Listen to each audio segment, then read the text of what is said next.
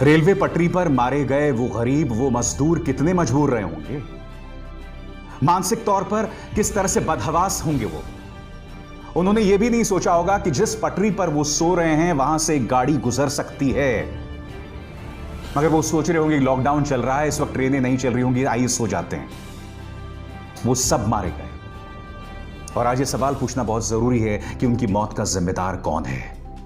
किसकी उदासीनता, किसकी आपराधिक लापरवाही के चलते उन गरीब मजदूरों की मौत हुई। यह सवाल भी पूछना हमें होगा कि क्या पिछले 41 दिनों में हमारी सरकारें, केंद्र और राज्य सरकारें, गरीबों के खिलाफ एक साजिश के तहत काम कर रही हैं। मैं एक बहुत बड़ा आरोप लगा रहा हूं, एक साजिश के तहत काम कर रही हैं और मैं आपको बताने वाला हूं। मगर सबसे पहले मैं प्रधानमंत्री ने जो अफसोस जाहिर किया वो मैं आपको पढ़ के सुनाना चाहता हूं।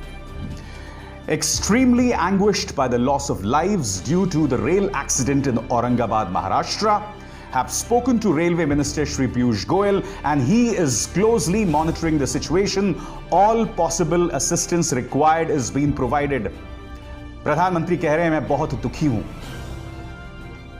बहुत दुखी हैं प्रधानमंत्री और होंगे। हर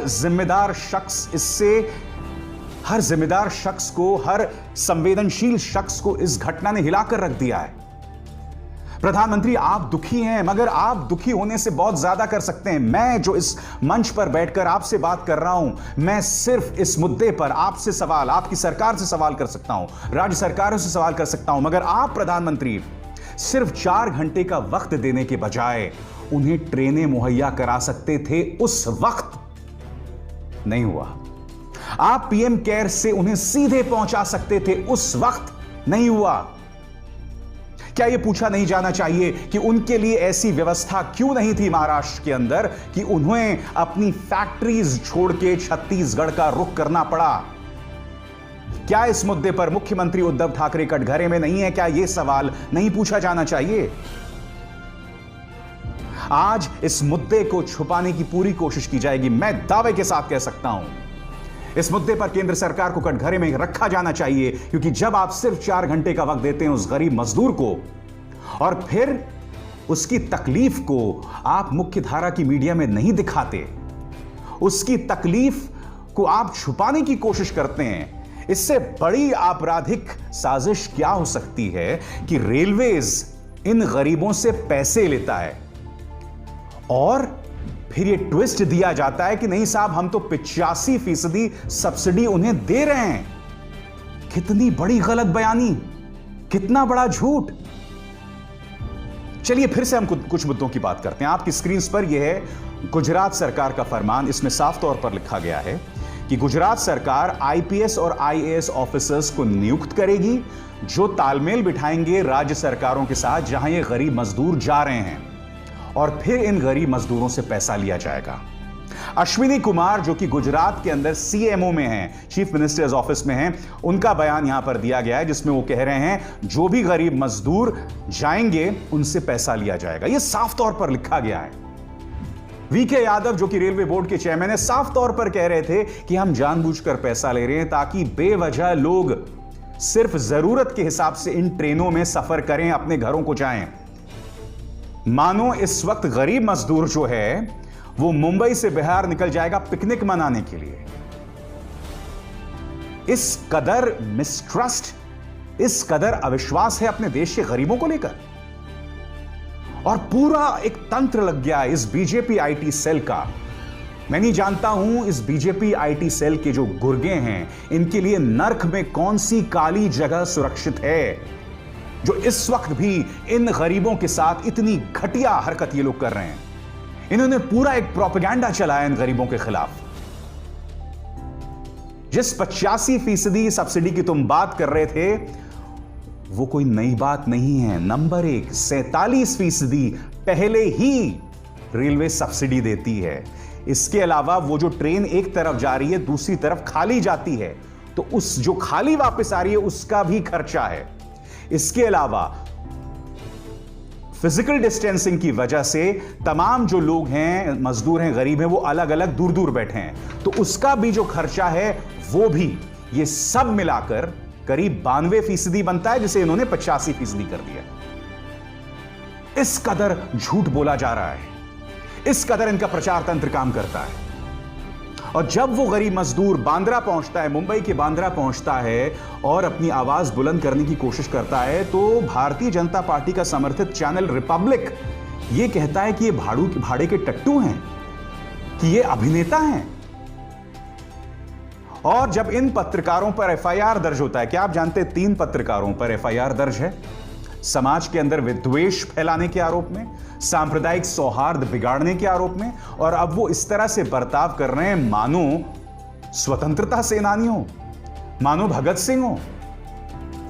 गुलाम भारत के इतिहास में ऐसे कई भारतीय थे जिन्होंने अंग्रेजों को लंबी लंबी माफीनामे के चिट्ठे लिखे, उससे ज्यादा कोई औकात नहीं है। मैं मानता हूं कि इन गरीबों के लिए मुख्यमंत्री उद्धव ठाकरे को ऐसे इंतजाम करने चाहिए थे ताकि वो सलीके से वहां रह सकते, मगर यही उद्धव ठाकरे पहले दिन से लगातार प्रधानमंत्री नरेंद्र मोदी से अपील कर रहे थे कि प्लीज इन्हें ट्रेन मुहैया कराइए, क्योंकि ये लोग वापस जाना चाहते हैं, करिए। आपने उन्हें अनसुना कर दिया। आपने क्या मजाक किया मैं बताता हूं इस केंद्र सरकार ने, मैं आपको सिलसिलेवार तरीके से बताता हूं। पहले सिर्फ 4 घंटे का वक्त दिया, नतीजा सड़कों पर निकल गए ये लोग। तस्वीरें आपके सामने, ये तस्वीर देखिए, 7 महीने की गर्भवती ये महिला बैठी हुई है, ना इसके पास खाने को है ना पीने को है। ये वीडियो देखिए, यहां ये मां अपने कंधे पर गोदी में लिए अपने बच्चों को चल रही है, इसके चेहरे पर एक मुस्कान है, मगर ये मुस्कान हम सबको आईना दिखा रही है, हम सबको शर्मसार करने के लिए काफी है। ये औरत जो है एक हाथ से अपना बैग खींच रही है और दूसरे में उसके गोदी में उसका बच्चा है। तुमने ये गुनाह किया है गरीबों के साथ, और अब भी जनता का ध्यान भटकाने के लिए तुम्हारे पास एक ही तरीका है, हिंदू मुस्लिम करो जम के और मुद्दों की तरफ से ध्यान हटा दो आराम से। क्यों? गलत कहा मैंने? आज भी तुम जो काम कर रहे हो वो गरीबों के खिलाफ है, अब भी गरीबों के खिलाफ है। कोरोना संकट के बीचों बीच हमने इन मुद्दों से ध्यान भटकाने के लिए एक तबलीगी जमात का मुद्दा क्रिएट कर दिया, जो काफी हद तक सही था। अगर सिर्फ तबलीगी जमात तक मुद्दा सीमित रहता तो बात समझ आती। तुमने पूरे मुस्लिम समुदाय को घेर लिया। नतीजा ये कि आज की तारीख में हम दुनिया भर में शर्मसार हो रहे हैं। विश्व स्वास्थ्य संगठन हमें शपथ लगा रहा है, बोल रहा है कि ऐसी हरकतें मत करो। मध्य पूर्व के अंदर भारत के लिए यह मुद्दा शर्मसार करने वाला हो रहा है। खाड़ी देशों में कई लोग कड़े तेवर अपना रहे हैं। कनाडा के अंदर एक भारतीय को नौकरी से निकाल दिया गया। क्यों? क्योंकि वो इसी तरह के इस्लामोफोबिक बयान दे रहे थे। यह हमारी प्राथमिकता रह गई है बतौर देश, और अगर यह हमारी प्राथमिकता रह जाएगी तो वो 15 लोग जो पटरी पर मरे हैं वो तो होना ही था, वो तो होना ही था ना। और अब मैं आपको बताने जा रहा हूं कि ये सरकार की प्राथमिकताएं क्या हैं। क्या आप जानते हैं, आपके सामने ये 2 राज्य हैं, मध्य प्रदेश और उत्तर प्रदेश। क्या आप जानते हैं इन दोनों राज्यों ने क्या किया? इन्होंने जो श्रम कानून हैं उनकी धज्जियां उड़ा दी।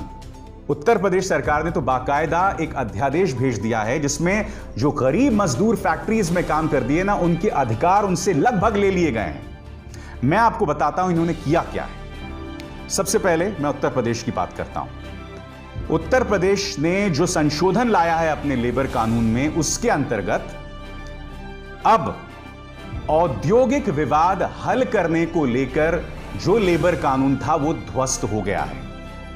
ऑक्यूपेशनल सेफ्टी, ऑक्यूपेशनल सुरक्षा जो मजदूरों की है वो ध्वस्त हो गई है। मजदूर जिनके वर्किंग कंडीशन और स्वास्थ्य को लेकर चिंताएं थी वो खत्म हो गई हैं।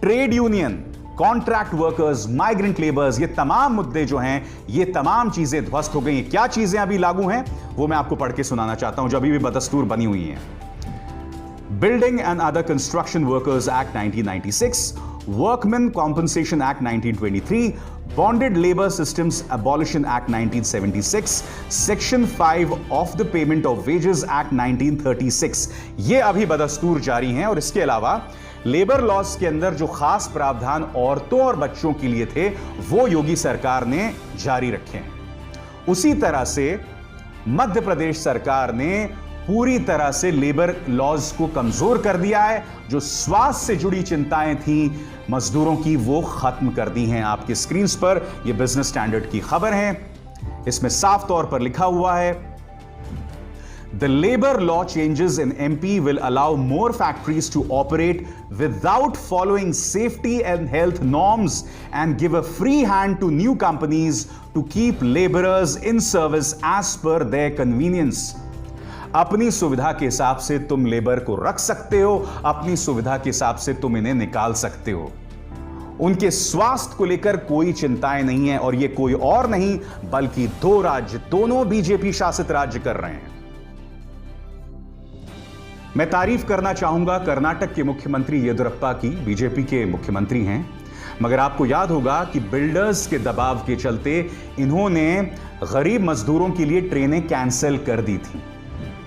और यह आदमी तेजस्वी सूर्या, जिसके वाहियात और घटिया बयानों की वजह से अंतर्राष्ट्रीय तौर पर भारत को शर्मिंदगी झेलनी पड़ रही है, तेजस्वी सूर्या बीजेपी का सांसद, इसने इस ट्वीट के जरिए कहा था कि बहुत ही महान, बहुत ही बोल्ड काम किया है बीएस येदियुरप्पा सरकार ने। मगर येदियुरप्पा जी को बाद में समझ आई कि मैं बिल्डर्स के दबाव के चलते गरीब मजदूरों को नहीं कुचल सकता। एक दिन बाद उन्होंने फिर से वो ट्रेनें बहाल कर दी है। देखिए, मैं आपको एक बात बताना चाहता हूं, जिस तरह से मैंने योगी सरकार की पुलिस की तारीफ की, जिस तरह से उन्होंने हजारों बसें भेजी थी, 1000 बसें भेजी थी गरीब मजदूरों की, उसकी तारीफ की थी, उसी तरह से येदियुरप्पा जी जिस तरह से उन्होंने बयान दिया था कि मेरे राज्य में हिंदू मुस्लिम करके आप तनाव नहीं पैदा कर सकते, और फिर इन्होंने ये जो कदम उठाया है, मैं इसकी तहे दिल से तारीफ करता हूं। मगर हकीकत ये सामने उभर कर आ रही है कि गरीब मजदूर की कोई नहीं सुन रहा। केंद्र सरकार के संवेदनहीन रवैये के चलते ही उन 15 मजदूरों की मौत हुई है।